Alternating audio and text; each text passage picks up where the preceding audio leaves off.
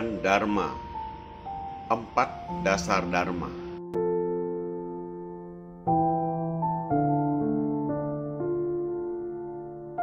Kehidupan diibaratkan samudera luas, menyeberang dari pantai penderitaan menuju ke pantai kebahagiaan lainnya harus bertumpu pada navigasi cinta kasih agama Buddha.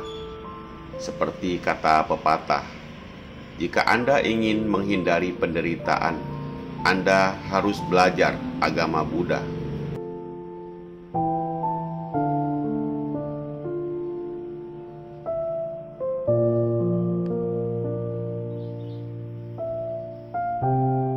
Setiap orang memiliki alasan dan kondisinya masing-masing. Jadi jangan iri pada orang lain.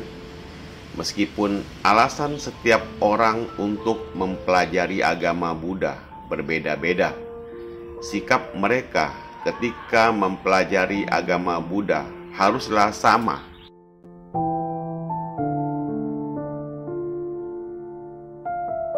Sama, yaitu mereka harus bersandar pada 4 praktek Dharma yang disebut 4 dasar Dharma.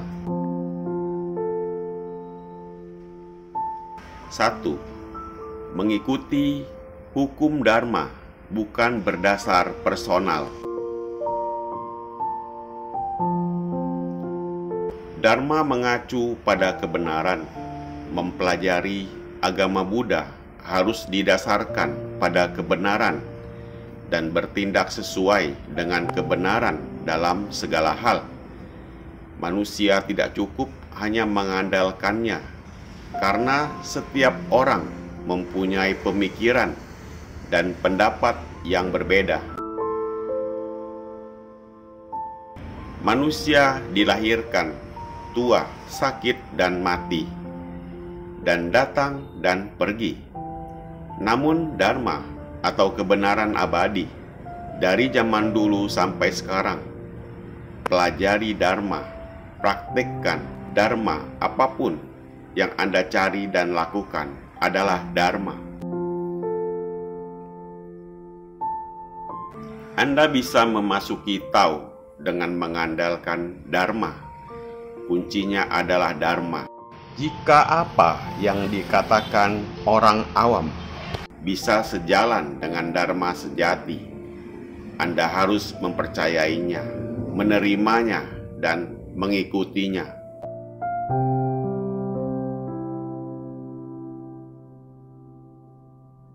Sekalipun seseorang terlihat sebaik Sang Buddha, namun perkataannya tidak sesuai dengan Dharma sejati, Anda juga harus meninggalkan perkataannya dan jangan pernah mengandalkannya.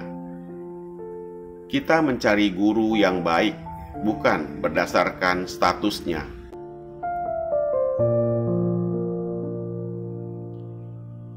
Mendengarkan secara khusus judul-judul ini berarti mengandalkan orang lain. Kita lihat saja apakah metodenya masuk akal dan berpeluang. Sutra Pencerahan Sempurna memberitahu kita bahwa jika orang awam ingin mencapai jalan suci, mereka harus terlebih dahulu mencari orang yang memiliki pengetahuan dan pandangan yang benar.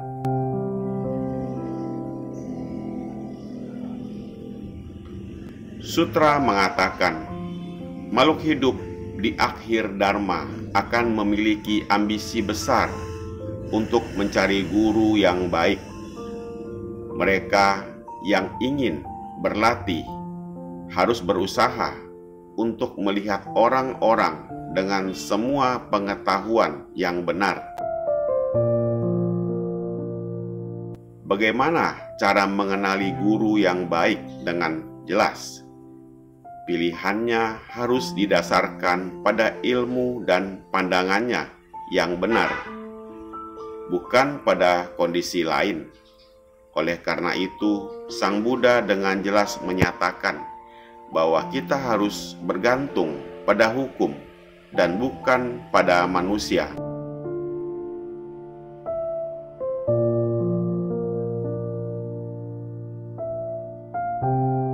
yang berarti bahwa kita harus mencari keyakinan, pemahaman, dan praktek berdasarkan pada ajaran Buddha. Kita tidak boleh melepaskan keyakinan kita karena manfaatnya orang atau hanya menjadi pengikut biara tertentu atau sekelompok biksu tertentu, mengabaikan keseluruhan dharma.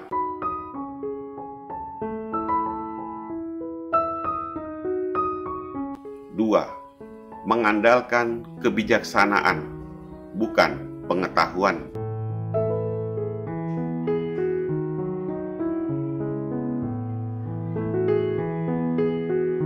Kebijaksanaan mengacu pada kebijaksanaan prajna tanpa kebocoran, dan kesadaran mengacu pada kesadaran pembeda dengan kebocoran. Karena dunia ini ilusi dan fenomena yang dibedakan dan dikenali oleh 6 indera seperti mata, telinga, hidung, lidah, tubuh, dan pikiran selalu berubah seiring dengan dunia ilusi.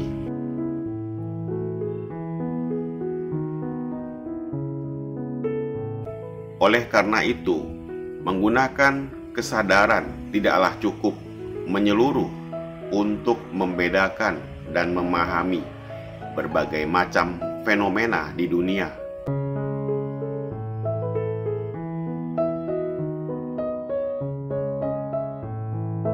Di antara 8 kesadaran manusia, tidak ada masalah pada mata, telinga, hidung, lidah, badan, dan kesadaran alaya.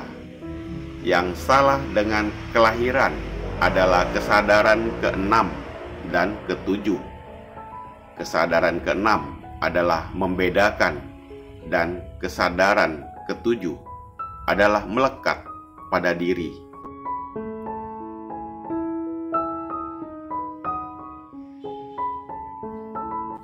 Jika seseorang mengandalkan kesadaran ke-6 dan ke-7 untuk menjadi penguasa keluarganya, itu berarti mengakui bahwa pencurinya adalah putranya.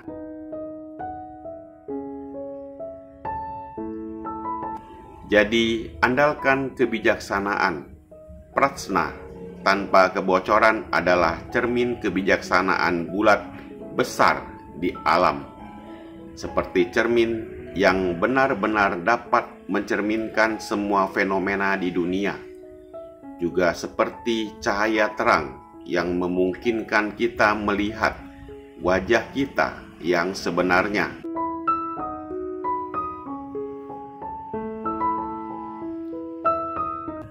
Teori kebijaksanaan agung mengatakan, kebijaksanaan adalah kebajikan yang diterangi oleh pikiran asli, yang dapat konsisten dengan sifat hukum.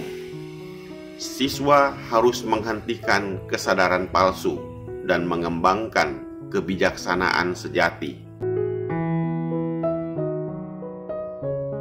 Oleh karena itu, mempelajari agama Buddha tidak hanya harus mengandalkan kebijaksanaan daripada pengetahuan, tetapi juga lebih jauh mengubah kesadaran menjadi kebijaksanaan, sehingga Anda tidak akan bingung dengan ilusi dunia. 3. Andalkan makna daripada kata-kata.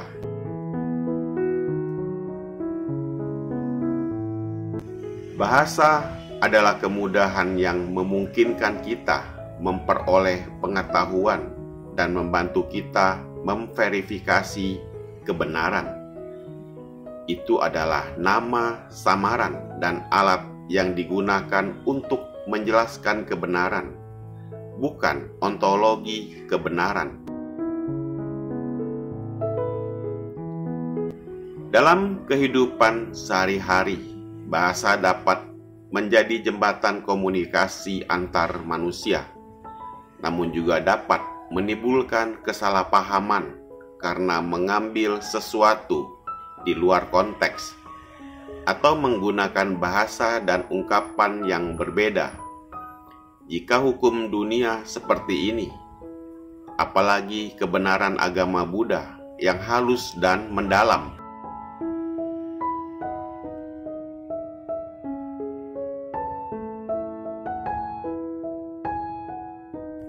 Oleh karena itu, Buddhisme Zen menganjurkan tidak membangun kata-kata.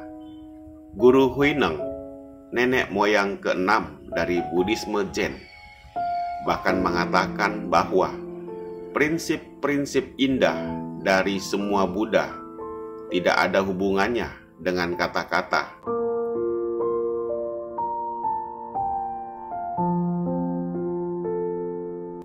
Dharma yang halus dan kebenaran tidak dapat diungkapkan dan disampaikan hanya dengan kata-kata. Oleh karena itu, ketika mempelajari agama Buddha, seseorang harus memahami Dharma dari sudut pandang teoretis dan tidak boleh mencermati, mempedulikan, dan bertahan dalam bahasa.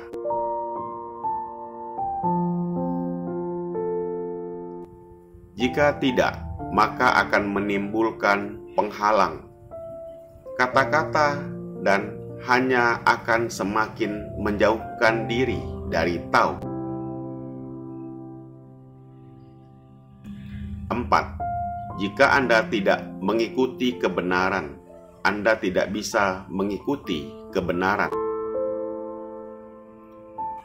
Sutra Pao Chi Ching mengatakan, jika ada pernyataan dalam sutra bahwa kita lelah mengingat hidup dan mati dan bergembira di nirwana, maka nama itu tidak ada artinya. Jika ada pernyataan bahwa tidak ada perbedaan antara hidup dan mati, kematian dan nirwana, nama itu memiliki arti.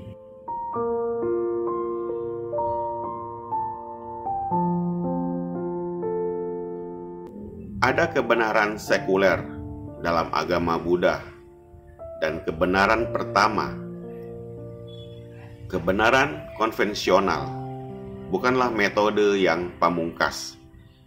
Dan kebenaran pertama adalah kebenaran yang hakiki dan mutlak. Metode-metode kebijaksanaan ditetapkan oleh Sang Buddha untuk menyesuaikan dengan tingkat dan kemampuan semua makhluk hidup. Kita tidak dapat menganggap metode-metode kebijaksanaan sebagai yang tertinggi. Yang paling utama adalah bahwa metode tersebut sesuai dengan pikiran Sang Buddha. Oleh karena itu, ketika mempelajari agama Buddha, kita harus bersandar pada pikiran Buddha dan tidak bergantung pada metode-metode praktis yang tidak dapat dipahami.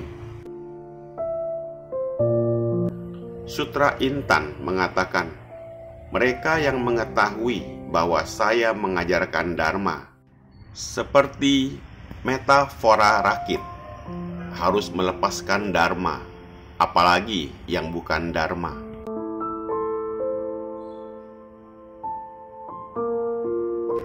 Sang Buddha mengatakan semua jenis dharma untuk membantu semua makhluk hidup menemukan sifat kebudaan mereka yang sebenarnya, seperti mengarahkan jarinya ke arah kita untuk melihat bulan.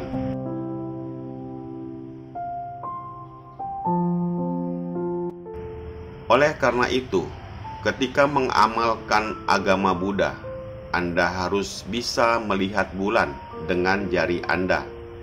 Anda tidak boleh menempel pada jari Anda, karena akan menutupi mata Anda dan mencegah Anda melihat bulan, yang hanya membuang-buang waktu yang berharga. Amitabha.